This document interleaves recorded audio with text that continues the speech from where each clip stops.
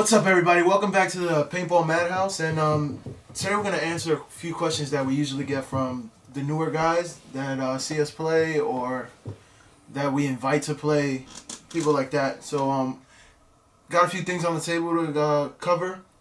So, the most important thing to me when going paintballing is, besides all this other stuff, to me it's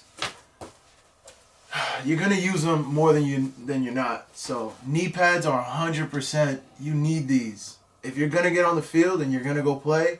You're gonna need knee pads. You don't want to kneel on a rock or jump on a rock or anything like that and fall on your knee and hurt yourself. Remember, your knees, you gotta protect them. So that's one. So that's to the side. Elbow pads, you need them. They're not as necessary as the knee pads. They will help you get bounces though because of the extra padding. So if you do get shot on the forearm or something like that, you'll get a good bounce. And also, if you're a fan of diving and sliding, elbow pads are 100% necessary. The chest protector. This is a definite. I would buy it only because this is going to save you, not from the pain, but it's going to give you bounces. So when you get caught up and you thought you got hit, you look down, you got to bounce. This is what's helping you. So a chest protector is another one of the necessities. It's not a dire necessity, but I would get it. This, on the other hand, is a dire necessity. Because once you start breaking paint, if you don't clean that barrel, you're going to keep breaking paint. And the barrel made from Exalt is definitely one of the greatest things. It'll clean it up right here and absorb the paint and squeeze it out on the other side. So that you run right through the barrel, pull it out the other side, bam. Now, depending on what kind of player you are, speedball player, woodswell player, gloves. If you're a woodswell player, these save your life because nothing hurts more than getting shot in the fingers. That sucks. So, these gloves will help you. If you're a speedball player, you know that these gloves kind of get in the way. So if you want, you can cut these up right here or buy the ones from HK Army, and they allow your fingers to move a little freely. Now, also, hitting the field, what can go wrong? Everything. So you want to carry tools because you want to be stuck out there with an expensive gun that's now giving you problems that you can't do anything about because you don't have tools on you. You don't have to be obsessive like me, but you got to get yourself not necessarily the biggest Allen key set like this, but fairly a decent Allen key set, depending on what kind of gun you're using. So the die uses American sizes, and maybe the Lux uses metric sizes. Not 100% sure on that. Now, these are necessary 100% of the time. These are barrel covers. These are from HK Army. I have two. Both of them are mine for a reason, because you never know when you lose one or your teammate might need one. You lend it to them, make sure you get it back. These aren't the cheapest things in the world. But regardless of what kind of barrel cover you have, you're going to need it because when you're off field, that barrel has to be covered. It's a safety precaution, and you gotta do it, whether you like it or not. So just get one of these. You can get them in the color that you want. That way you don't have to have the ugliest looking thing. Or you can get a basic one for like $2, $3 at the shop. Whatever it is, just cover that barrel. Now, microfibers. This is a cheap one, but it works. When you get shot in the mask, you grab a regular towel, you're going to leave streaks across, you're going to have trouble seeing. So get yourself a microfiber. When you get off the field, take your mask off, wipe it down, make it look good. Again, with the Allen keys that I mentioned before, you're going to need a rebuild kit. You're going to need these O-rings. You never know. You start leaking air. So you got to be able to get into your gun, take it apart, find out what the problem is, and take care of it. Make sure you have yourself a rebuild kit. Some of the high-end markers, well, actually all markers, I believe so, come with a decent rebuild kit. This is the Diane 2, so it's got itself a rebuild kit. It's got its tools, it's got its lube, all of that. Barrel sizes, because as there are different size paints, they are getting smaller. So that's that. Now tanks. We got two tanks here. It's showing both of them. This is also it's another good thing to have. Not a necessity, depending on how you carry your stuff, but This is the Exalt tank case. Pretty decent. It's got pads on it. It's not hard, which is a good thing. It won't crack. So in here we got Madness's tank. This is the Joker tank. You guys want to take a look at the art? It's kind of nice. But what you'll see on both of these are thread savers. You don't want to take your tank off your gun and then you drop it and it for whatever reason lands on a rock, it damages the thread. Guess what? It's no good. You're probably not even gonna be able to screw it back into the tank, to the gun. And if you do, you'll damage the threads on the gun. So these little things, they screw on. They work perfectly. They also come with an O-ring replacement, so you could take this off and you put it right onto your tip right here. You can replace one of these. So this O-ring will save your life. And also you have what I have, this magnetic tip. This covers your fill port right here. It's magnetic, so it sticks. Just be careful when you go fill up, it's magnetic.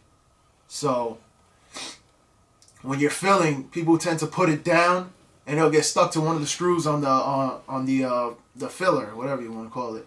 So just keep this on you at all times. What I do, I just jam it in my mouth while I'm pumping up the air. So it slips right back in. It doesn't fall off on the field. So you paid, who knows what, $200 and something for a Ninja tank. It's light. It's nice. You want to take care of it, cover it. This tank pad by Dye, this is fairly new. This will cover your tank for the most part. You know they have the Exalt ones that are from here to the back. It gives you that grip when you're holding the gun, but it also protects the tank. So put it on right. Make sure you got these labels up for safety reasons. They want to check on this. That's a definite. Now, this, for your guys that want to carry your tanks on your back as opposed to the speedball player that has it on their gun. Like Madness, he uses the tank on his back. This saves your life from going crazy. Because now you don't have to take off the vest, pull the tank off, or have your friend take the tank out of the bag so you can go refill it. This goes right onto the fill port. Goes right onto there. You take this to the guy and have him plug this into the filler. Have him fill the gun while it's still on your back, so you're not struggling. Again, same thing with the remote line. If you're carrying it on your back, you kind of need a remote line to get to the gun to the front. So your lines are cool. Now, I started out using a cheap duffel bag. A cheap duffel bag is not going to do it when you're carrying this stuff. This stuff is not light when you jam it all together. Like, this isn't light. The gun, add it all together, it's gonna weigh a decent amount. So this is the Planet Eclipse book bag. They also have their roller bag, which is if you want to carry a whole lot of stuff in one instead of just like, you know, going back and forth. But this, I have one of these as well. This is Madness's. This thing will not tear. So you can jam this full of everything. It's got a laptop slot in there, but you know, you can put your gun, like this whole entire case fits in the laptop slot. I do it all the time. Your hopper fits in here. Your tanks actually fit in the side where the water bottle, the hydration packs are, but it's pretty good. It's expandable. So pull these out. They open up. Yo, this book bag is huge. When everything is in it, let me see if I can take my hand and expand it. This thing opens up pretty wide, so you can fit a lot of stuff in here. For the most part, I carry a chrono in here. In here, I carry barrels and my tools. And the inside, I carry the whole die case. With the hopper, I carry my swabs in here. And on the side, I carry my tank. So these things are good. And you know, you got your sunglass, for the sunglasses up here with an MP3 port. And they're not going to fall apart. These things, you could throw them around. They're like that hard material that I doubt it will tear unless you literally cut it with a knife. Alright, that's the book bag. Move it out of the way. So, I don't know if you would take this with you, because they're, especially this one. This one's hard to roll up. It doesn't fit everywhere, but this one's a little more easier. It's like a mouse pad, so you can roll this one up pretty good. But mats.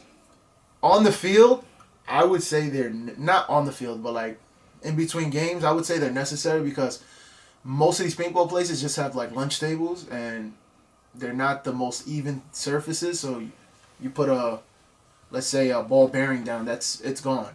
So these things have their little notches on them. So a rebuild mat is definitely a plus. Not a necessity, but definitely a plus. And let me go back to this rebuild kit because there's also one in the die kit too. This is how important these things are because when you have troubles on the field with your O-rings, you have a chipped O-ring, not necessarily a broken O-ring because a broken O-ring will come off, you just pull it. But if you notice, both of these sets they got picks. Now the picks, look, you got picks here too. Pull these out, right there and right there. This one's protected so I don't kill myself.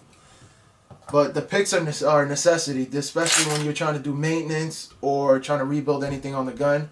It helps you grab springs, it helps you pull out O-rings. You could even use them lightly so you don't scratch the gun, but you could use them lightly to clean out the old paint.